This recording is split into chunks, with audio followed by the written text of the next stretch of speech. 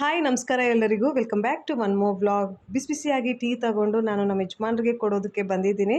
ಇಲ್ಲಿ ನೋಡಿದ್ರೆ ಇವ್ರು ಇನ್ನೂ ರೆಡಿನೇ ಆಗಿಲ್ಲ. ಇವತ್ತು ಇವರು ಅವ್ರ ತಾಯಿ ಮನೆಗೆ ಹೋಗ್ತಾ ಇದ್ದಾರೆ, ಅಂದರೆ ಅವ್ರ ಮನೆಗೆ ಹೋಗ್ತಾ ಇದ್ದಾರೆ ಡೆಲ್ಲಿಗೆ. ಸೊ ಅದಕ್ಕೆ ಬೆಳಿಗ್ಗೆ ಬೆಳಿಗ್ಗೆ ರೆಡಿ ಆಗ್ತಾ ಇದ್ದಾರೆ. ಇಲ್ಲಿ ಮಕ್ಕಳು ಸಹ ಸ್ಕೂಲ್ಗೆ ಹೋಗೋದಕ್ಕೆ ರೆಡಿ ಆಗಿದ್ದಾರೆ. ದೊಡ್ಡವನು ಹಂಗೂ ಹಿಂಗೂ ಇವತ್ತು ಕೋಆಪ್ರೇಟ್ ಮಾಡ್ತಾ ಇದ್ದಾನೆ ವ್ಲಾಗಲ್ಲಿ ಬೆಳಿಗ್ಗೆ ಬೆಳಿಗ್ಗೆ ಬರೋದಕ್ಕೆ. ಆ್ಯಕ್ಚುಲಿ ಒಬ್ಬರು ಸಬ್ಸ್ಕ್ರೈಬರು ಪರ್ಸ್ನಲಾಗಿ ಮೆಸೇಜ್ ಮಾಡಿದರು, ಇತ್ತೀಚೆಗೆ ನೀವು ಮಕ್ಕಳು ಸ್ಕೂಲ್ಗೆ ಹೋಗೋದನ್ನು ಕ್ಯಾಪ್ಚರ್ ಮಾಡಿಬಿಟ್ಟು ತೋರಿಸ್ತಾ ಇಲ್ಲ ನಿಮ್ಮ ಬ್ಲಾಗ್ಸಲ್ಲಿ ಅಂತ ಹೇಳಿ. ಸೊ ಅದಕ್ಕೆ ಈ ಒಂದು ಕ್ಲಿಪ್ಸ್ನ ಕ್ಯಾಪ್ಚರ್ ಮಾಡಿ ತೋರಿಸ್ತಾ ಇದ್ದೀನಿ. ಇವತ್ತು ಆ್ಯಕ್ಚುಲಿ ನನ್ನ ಚಿಕ್ಕ ಮಗ ತುಂಬ ಹಠ ಮಾಡ್ತಿದ್ದ. ನನಗೆ ಹೊಟ್ಟೆ ಹಸಿತಾ ಇಲ್ಲ, ಏನು ಬೇಡ, ನಾನು ತಿನ್ನಲ್ಲ ಅಂತ ಹೇಳ್ಬಿಟ್ಟು ಹಠ ಮಾಡ್ತಿದ್ದ. ಸೊ ಅದಕ್ಕೆ ನಾನು ನಮ್ಮ ಯಜಮಾನ್ರನ್ನ ಬೈದ್ಬಿಟ್ಟು ಸ್ವಲ್ಪ ಅವನಿಗೆ ತಿನ್ನಿಸು ಅಂತ ಹೇಳಿದ್ದೆ. ಅದಕ್ಕೆ ಅವರೂ ಹಿಂದೆ ಬಿದ್ದುಬಿಟ್ಟು ಹಂಗು ಹಿಂಗು ಒಂದೆರಡು ಬಾಯಿ ತಿನ್ನಿಸಿದ್ದಾರೆ. ಮಕ್ಕಳು ಏನು ತಿಂದಿರೋ ಸ್ಕೂಲ್ಗೆ ಹೋದರೆ ಒಂಥರ ಬೇಜಾರಾಗುತ್ತೆ. ಸೊ ಆದಷ್ಟು ಸ್ವಲ್ಪ ಮಟ್ಟಿಗೆ ಆದರೂ ತಿನ್ನಿಸ್ಬಿಟ್ಟು ಸ್ಕೂಲ್ಗೆ ಕಳಿಸಿದ್ರೆ ಒಂಥರ ನೆಮ್ಮದಿ. ಚಿಕ್ಕವನು ಕೋಪ ಮಾಡಿಕೊಂಡು ಬ್ಲಾಗಲ್ಲಿ ಕೋಆಪ್ರೇಟ್ ಮಾಡಲಿಲ್ಲ. ಅವನಿಗೆ ಬೇಡ ಅಂದ್ರೂ ಜಬರ್ದಸ್ತಿ ತಿನ್ನಿಸಿದ್ದೀವಿ ಅಂತ ಹೇಳಿಬಿಟ್ಟು ಕೋಪ ಮಾಡ್ಕೊಂಡು ಹೋಗೇ ಬಿಟ್ಟ. ಬೆಳಿಗ್ಗೆ ಬೆಳಿಗ್ಗೆ ಮಕ್ಕಳು ತುಂಬ ಮೂಡಿಯಾಗಿರ್ತಾರೆ.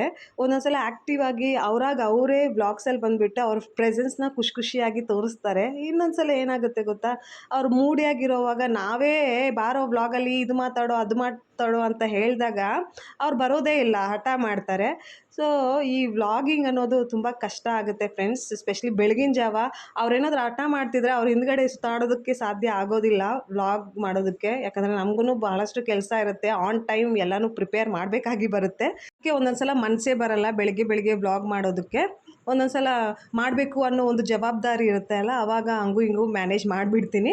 ಸೊ ಇವತ್ತು ಬ್ರೇಕ್ಫಾಸ್ಟಲ್ಲಿ ಚಪಾತಿ ಮತ್ತು ಸೋಯಾ ಚಂಕ್ಸ್ ಮಸಾಲ ಮಾಡಿದ್ದೆ, ಸೂಪರಾಗಿ ಟೇಸ್ಟಿಯಾಗಿತ್ತು. ನಮ್ಮ ಯಜಮಾನ್ರೂ ಹೊಟ್ಟೆ ತುಂಬ ತಿಂದ್ಬಿಟ್ಟು ಇವಾಗ ಚಂಡೀಗಢ ರೈಲ್ವೆ ಸ್ಟೇಷನ್ಗೆ ಹೋಗ್ತಾ ಇದ್ದಾರೆ. ಬೆಳಿಗ್ಗೆ 7:40ಕ್ಕೆ ಚಂಡೀಗಢ ಟು ಡೆಲ್ಲಿಗೆ ಟ್ರೈನ್ ಇದೆ ಫ್ರೆಂಡ್ಸ್. ಪ್ರತಿದಿನ ಈ ಟ್ರೈನ್ ಓಡುತ್ತೆ. ಸೊ ನಮ್ಮ ಯಜಮಾನ್ರು ಯಾವಾಗ ಡೆಲ್ಲಿಗೆ ಹೋಗ್ಬೇಕಂತ ಅಂದ್ಕೊಂಡ್ರು ಇದೇ ಪರ್ಟಿಕ್ಯುಲರ್ ಟ್ರೈನ್ನ ಬುಕ್ ಮಾಡೋದು. ಮಧ್ಯಾಹ್ನ 12 ಗಂಟೆ ಒಳಗಡೆನೇ ಅವರು ಡೆಲ್ಲಿಗೆ ರೀಚ್ ಆಗಿಬಿಟ್ಟು ಅವ್ರದ್ದು ಏನೇನು ಕೆಲಸ ಇರುತ್ತೆ ಅದೆಲ್ಲ ಮಾಡಿ ಮುಗಿಸ್ಕೊಂಡು ಒಂದೊಂದು ದಿನ ಅದೇ ದಿನ ಬಂದುಬಿಡ್ತಾರೆ, ಇಲ್ಲಾಂದರೆ ನೆಕ್ಸ್ಟ್ ಡೇ ಬರ್ತಾರೆ. ಇಲ್ಲಿ ನನ್ನ ಚಿಕ್ಕ ಮಗ ಸ್ಕೂಲಿಂದ ಬಂದಮೇಲೆ ಅವನ ಫೇವ್ರೆಟ್ ಹಾಬಿನ ಮಾಡ್ತಾ ಇದ್ದಾನೆ. ಸ್ಕೆಚಿಂಗ್ ಮಾಡೋದು ಅವನಿಗೆ ತುಂಬ ಇಷ್ಟ ಫ್ರೆಂಡ್ಸ್. ಸೊ ಅದಕ್ಕೆ ಅಂತ ಹೇಳಿಬಿಟ್ಟು ಅವ್ನಿಗೆ ಇಷ್ಟವಾದ ಸ್ಕೆಚ್ ಪೆನ್ಸ್ ಆಗಿರ್ಬೋದು, ಮಾರ್ಕರ್ಸ್ ಆಗಿರ್ಬೋದು, ಸ್ಕೆಚ್ ಬುಕ್ಸ್ ಆಗಿರ್ಬೋದು ಎಲ್ಲವನ್ನು ನಾನು ಖರೀದಿ ಮಾಡಿ ಕೊಡ್ತೀನಿ. ಯಾವುದ್ರಲ್ಲಿನೂ ಕಾಂಪ್ರಮೈಸ್ ಮಾಡಲ್ಲ. ಸೊ ಲಾಸ್ಟ್ ವೀಕು ಈ ಒಂದು ಹೊಸ ಪೆನ್ಸಿಲ್ ಟೈಪ್ ಸ್ಕೆಚ್ ಪೆನ್ಸ್ನ ಖರೀದಿ ಮಾಡಿ ಕೊಟ್ಟೆ. ಸೊ ಅದನ್ನು ತಗೊಂಡಾಗಿಂದ ಒಂದಿನೂ ಸುಮ್ಮನೆ ಇಟ್ಟಿದ್ದಿಲ್ಲ ಫ್ರೆಂಡ್ಸ್. ಡೈಲಿ ಅವನು ಪ್ರಾಕ್ಟೀಸ್ ಮಾಡ್ತಾನೆ, ಅವ್ನಿಗೆ ಇಷ್ಟವಾದ ಸ್ಕೆಚಸ್ನ ಮಾಡ್ತಾ ಇರ್ತಾನೆ. ಕೆಲವ್ರ ಮಕ್ಕಳನ್ನ ನಾನು ನೋಡಿದ್ದೀನಿ, ಹಠ ಮಾಡಿಬಿಟ್ಟು ಅವ್ರಿಗೆ ಇಷ್ಟವಾದದ್ದನ್ನು ಖರೀದಿ ಮಾಡ್ತಾರೆ, ಬಟ್ ಯೂಸೇ ಮಾಡೋದೇ ಇಲ್ಲ, ಹಂಗೆ ಸೈಡ್ಗೆ ಇಟ್ಬಿಡ್ತಾರೆ. ಅವಾಗ ತುಂಬ ಕೋಪ ಬರುತ್ತೆ ಮಕ್ಕಳ ಥರ ಮಾಡಿದ್ರೆ. ಬಟ್ ಈ ಥರ ಮಕ್ಕಳು ಅವ್ರಿಗೆ ಇಷ್ಟವಾದದ್ದನ್ನು ಖರೀದಿ ಮಾಡಿಕೊಂಡು ಯೂಸ್ ಮಾಡಿದ್ರೆ ಎಷ್ಟು ಖುಷಿ ಆಗುತ್ತೆ ಅಲ್ವಾ. ಸೊ ಇವತ್ತು ನನ್ನ ದೊಡ್ಡ ಮಗ ಪನ್ನೀರ್ ಟಿಕ್ಕಾ ಮಸಾಲ ಮಾಡ್ತೀನಿ ಅಮ್ಮ ಅಂತ ರಿಕ್ವೆಸ್ಟ್ ಮಾಡಿಬಿಟ್ಟು ಅದಕ್ಕೆ ಬೇಕಾಗಿರುವ ಸಾಮಗ್ರಿಗಳನ್ನೆಲ್ಲ ತರಿಸ್ಬಿಟ್ಟು ಅವನೇ ಎಲ್ಲನೂ ಪ್ರಿಪೇರ್ ಮಾಡ್ಕೊತಾ ಇದ್ದಾನೆ ಫ್ರೆಂಡ್ಸ್. ಇದರಲ್ಲಿ ನನ್ನ ಕಾಂಟ್ರಿಬ್ಯೂಷನ್ ಏನೂ ಇಲ್ಲ. ನಮ್ಗೆ ಎಷ್ಟು ರೋಟೀಸ್ ಬೇಕಾಗಿತ್ತು ಅಷ್ಟು ರೋಟೀಸ್ನ ಮೊದಲೇ ಪ್ರಿಪೇರ್ ಮಾಡಿ ಇಟ್ಬಿಟ್ಟಿದ್ದೀನಿ.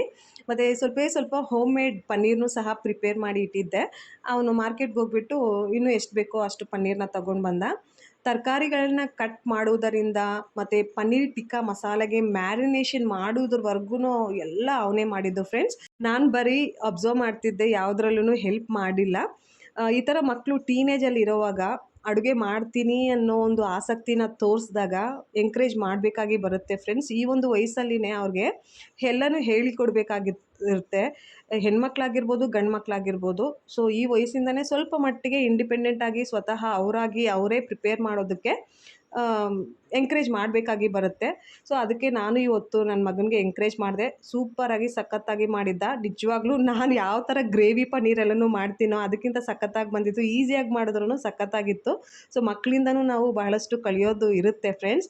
ಇವತ್ತು ನನ್ನ ದೊಡ್ಡ ಮಗನಿಂದ ಪನ್ನೀರ್ ಟಿಕ್ಕಾ ಮಸಾಲ ಇಷ್ಟು ಈಸಿಯಾಗಿ ಮಾಡಿದ್ರೂ ಟೇಸ್ಟಿಯಾಗಿರುತ್ತೆ ಅನ್ನೋದನ್ನು ಕಲ್ತಿದ್ದೀನಿ.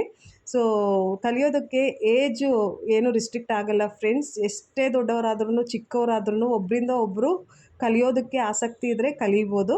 ಸೊ ಇವತ್ತು ನಾನು ದೊಡ್ಡ ಮಗನಿಂದ ರೆಸಿಪಿನ ಕಲ್ತಿದ್ದು ತುಂಬ ಖುಷಿ ಆಯಿತು. ಇವಾಗ ನೆಕ್ಸ್ಟ್ ಡೇ ವ್ಲಾಗ್ನ ಕಂಟಿನ್ಯೂ ಮಾಡ್ತಾ ಇದ್ದೀನಿ. ಬೆಳಗ್ಗೆ 6:30 ಆಗ್ತಾ ಇದೆ. ಮಕ್ಕಳಿಬ್ರು ಸ್ಕೂಲ್ಗೆ ಹೋಗೋದಕ್ಕೆ ರೆಡಿ ಆಗ್ತಾ ಇದ್ದಾರೆ. ನಾನು ಆ್ಯಸ್ ಯೂಶುವಲ್ ಮಕ್ಕಳ ಟಿಫಿನ್ಗೆ ರೆಡಿ ಮಾಡ್ತಾ ಇದ್ದೀನಿ. ಇವತ್ತು ತುಂಬ ದಿನಗಳ ನಂತರ ಫ್ರೆಂಚ್ ಟೋಸ್ಟ್ ಮಕ್ಕಳ ಟಿಫಿನಲ್ಲಿ ಪ್ಯಾಕ್ ಮಾಡ್ತಾ ಇದ್ದೀನಿ ಫ್ರೆಂಡ್ಸ್. ಫಸ್ಟ್ ಟೈಮ್ ಈ ಫ್ರೆಂಚ್ ಟೋಸ್ಟ್ನ ಮಕ್ಕಳ ಟಿಫಿನಲ್ಲಿ ಇಟ್ಟು ಕಳಿಸಿದಾಗ ಒಂಥರ ಭಯ ಇತ್ತು, ಸ್ಕೂಲಿಂದ ಕಂಪ್ಲೇಂಟ್ ಬರುತ್ತೋ ಏನೋ ಅಂತ ಹೇಳ್ಬಿಟ್ಟು. ಯಾಕೆ ಅಂದರೆ ಫ್ರೆಂಚ್ ಟೋಸ್ಟಲ್ಲಿ ಎಗ್ ಇನ್ಕ್ಲೂಡ್ ಮಾಡ್ತೀವಲ್ವಾ, ಸೊ ಅದರಿಂದ ಭಯ ಇತ್ತು. ಕೆಲವು ಸ್ಕೂಲ್ಸಲ್ಲಿ ಎಗ್ಗು ಅಲೋ ಇರಲ್ಲ. ನಾನು ಯಾವಾಗ್ಲೂ ಮಕ್ಕಳ ಟಿಫಿನಲ್ಲಿ ಎಗ್ ರೆಸಿಪೀಸ್ನ ಮಾಡಿ ಕೊಟ್ಟಿರಲಿಲ್ಲ friends. First time French toast ಮಾಡಿ ಕೊಟ್ಟಾಗ ಒಂಥರ ಭಯ ಆಯಿತು. ಮಕ್ಕಳು ಸ್ಕೂಲಿಂದ ಬರೋವರೆಗೂ ನೆಮ್ಮದಿನೇ ಇರಲಿಲ್ಲ ಫ್ರೆಂಡ್ಸ್. ನಿಜವಾಗ್ಲೂ ಅವ್ರು ಯಾವಾಗ ಬರ್ತಾರೋ, ಏನು ಹೇಳ್ತಾರೋ ಅನ್ನೋದನ್ನು ಕಾಯ್ತಿದ್ದೆ. ಅವ್ರು ಬಂದಾದಮೇಲೆ ಏನೂ ಆಗಿಲ್ಲ ಅಂತ ಹೇಳಿದ್ಮೇಲೆ ಏನೋ ಒಂಥರ ಮನಸ್ಸಿಗೆ ಸಮಾಧಾನ ಆಯಿತು. ಸೊ ಅದಾದ ನಂತರ ಇದು ಸೆಕೆಂಡ್ ಟೈಮ್ ನಾನು ಮಕ್ಕಳಿಗೆ ಫ್ರೆಂಚ್ ಟೋಸ್ಟ್ನ ಮಾಡಿ ಕೊಡೋದು. ಈಸಿಯಾಗಿ ಆಗಿಬಿಡುತ್ತೆ, ಬೇಗ ಮಾಡಿಬಿಡ್ಬೋದು. ನಮ್ಮ ಯಜಮಾನ್ರು ಬೇರೆ ಇಲ್ಲ ಅಂತ ಹೇಳ್ಬಿಟ್ಟು ನಾನು ಇದನ್ನು ಮಾಡ್ತಾಯಿದ್ದೀನಿ ಫ್ರೆಂಡ್ಸ್. ರಾತ್ರಿ ಬೇರೆ ನಾವು ಪನ್ನೀರ್ ಟಿಕ್ಕಾ ಮಸಾಲ ತುಂಬ ಹೆವಿಯಾಗಿತ್ತು, ತುಂಬ ಪನ್ನೀರ್ಸ್ನ ನಾವು ಬ್ಯಾಟಿಂಗ್ ಮಾಡಿದ್ವಿ. ಸೊ ಅದಕ್ಕೆ ಈಸಿಯಾಗಿ ಮಾಡಿಬಿಡೋಣ ಅಂತ ಹೇಳ್ಬಿಟ್ಟು ಇದನ್ನು ಮಾಡ್ತಾಯಿದ್ದೀನಿ. ಮಕ್ಕಳಿಗೆ ಆ್ಯಕ್ಚುಲಿ ಈ ಫ್ರೆಂಚ್ ಟೋಸ್ಟು ತುಂಬ ಇಷ್ಟ ಆಗುತ್ತೆ. ಬಟ್ ನಾನು ರೆಗ್ಯುಲರಾಗಿ ಮಾಡೋದೇ ಇಲ್ಲ. ಯಾಕೆ ಅಂದರೆ ನಮ್ಮ ಯಜಮಾನ್ರಿಗೆ ಫ್ರೆಂಚ್ ಟೋಸ್ಟ್ ಇಷ್ಟ ಆಗಲ್ಲ, ತುಂಬ ಡ್ರೈ ಅಂತ ಅನಿಸುತ್ತೆ ಅವ್ರಿಗೆ. ಇದು ಮಾಡಿದಾಗಲೇ ನಾನು ಬೇರೆ ಏನಾದರೂ ಮಾಡು ಅಂತ ನನಗೆ ಆಪ್ಷನ್ಸ್ನ ಕೊಡ್ತಾರೆ. ಸೊ ಅದಕ್ಕೆ ಮಾಡೋದೇ ಇಲ್ಲ, ಏನಕ್ಕೆ ಎರಡೆರಡು ಮಾಡಬೇಕು ಅಂತ ಹೇಳಿಬಿಟ್ಟು. ಇವತ್ತು ನಮ್ಮ ಯಜಮಾನ್ರು ಇಲ್ಲ ಅಲ್ಲ, ಸೊ ಅದಕ್ಕೆ ಮಾಡ್ತಾಯಿದ್ದೀನಿ. ಮಕ್ಕಳಿಗೆ ಏನು ತಿನ್ನಬೇಕು ಅನ್ನೋ ಆಸೆ ಇರುತ್ತೋ, ಇಲ್ಲಾಂದರೆ ಯಾವುದು ಈಸಿಯಾಗಿ ಮಾಡ್ಬೋದು ಅದನ್ನು ನಮ್ಮ ಯಜಮಾನ್ರು ಇಲ್ಲದೇ ಇರೋವಾಗ ನಾವು ಫಾಲೋ ಮಾಡ್ತೀವಿ. ಸ್ಪೆಷಲಿ ದೊಡ್ಡವನಿಗೆ ಮ್ಯಾಗಿ ಅಂದರೆ ತುಂಬ ಇಷ್ಟ ಫ್ರೆಂಡ್ಸ್. ನಾವು ರೆಗ್ಯುಲರಾಗಿ ಮ್ಯಾಗಿ ಎಲ್ಲನೂ ಮಾಡೋದೇ ಇಲ್ಲ. ಬಟ್ ಅವ್ನಿಗೆ ಇಷ್ಟ ಆಗುತ್ತೆ ಅಲ್ವಾ, ಆವಾಗ ರಿಕ್ವೆಸ್ಟ್ ಮಾಡ್ತೇನೆ, ಅಮ್ಮ ಮ್ಯಾಗಿ ತೊಗೊಂಡು ಬರ್ತೀನಿ, ನಾನು ಮ್ಯಾಗಿ ಮಾಡಿ ಕೊಡ್ತೀನಿ ಅಂತ ಹೇಳಿದಾಗ ಸರಿಯಪ್ಪ ತೊಗೊಂಡು ಬಾ, ನನಗೂ ಮಾಡಿಕೊಡು ಅಂತ ಹೇಳ್ತೀನಿ. ಸೊ ಈ ಥರ ಅವಾಗವಾಗ ಮಾಡ್ತಾ ಇರಬೇಕಾಗಿ ಬರುತ್ತೆ. ಇಲ್ಲಾಂದರೆ ಅದೇ ಪರಾಟೆ, ಅನ್ನ ಸಾರು, ಯಪ್ಪಾ ರೋಟಿ ಸಬ್ಜಿ ಮಾಡಿ ಮಾಡಿ ಮಾಡಿ ತಲೆನೋವು ಬಂದುಬಿಡುತ್ತೆ ಫ್ರೆಂಡ್ಸ್.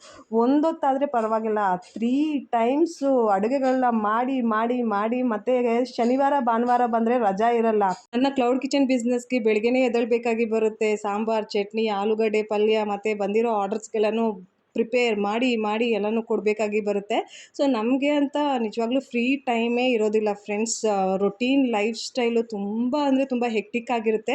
ಸ್ವಲ್ಪ ಏನಾದರೂ ಟೈಮ್ ಸಿಕ್ಕಾಗ ಆ ಒಂದು ಗ್ಯಾಪಲ್ಲಿ ನಾನು ಕೆಲವಷ್ಟು ಎಂಟರ್ಟೈನ್ಮೆಂಟ್ ವೀಡಿಯೋಸ್ನ ನೋಡ್ತಾ ಇರ್ತೀನಿ, ವ್ಲಾಗ್ಸ್ನ ನೋಡ್ತಾ ಇರ್ತೀನಿ.